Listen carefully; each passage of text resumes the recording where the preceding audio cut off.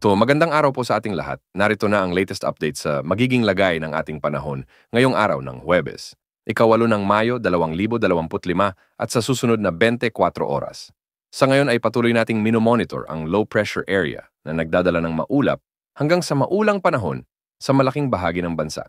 Easterlies naman ang dominanteng weather system ngayon sa bansa. Samantala, huling namatan ang sentro ng low pressure area sa layong 80 kilometro silangan-hilaga ng Cuyo, Palawan. Dahil sa LPA na ito, makikita natin sa ating satellite animations na nakararanas pa rin ng mga pag-ulan ang malaking bahagi ng Palawan, sa buong Visayas, sa may Bicol region, ang malaking bahagi ng Zamboanga Peninsula at sa nalalabing bahagi ng Mimaropa dahil narito ang makakapal na kaulapan ng low pressure area na ito. Sa Mindanao, dahil sa easterlies, asahan din ang maulap hanggang sa may mga isolated rains dulot ng thunderstorms sa northern Mindanao, ang Bangsamoro region, sa may Socsargen at Davao region. Mahihina hanggang sa katamtamang pag-ulan naman ang nararanasan sa Caraga region.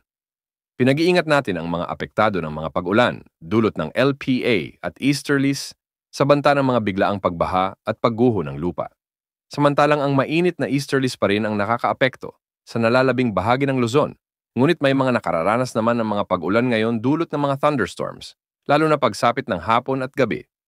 Ilan sa mga posibleng ulanin ngayon sa Luzon, ang Cordillera Administrative Region, lalo na sa Ifugao, Mountain Province, Abra, Kalinga, ang ilang bahagi ng Ilocos Region, lalo na sa Pangasinan at La Union, ilang bahagi ng Central Luzon partikular sa Tarlac, Pampanga, Northern Bataan at sa Nueva Ecija, at ilang bahagi ng Cagayan Valley. Mag-ingat po sa banta ng mga flash floods at landslides.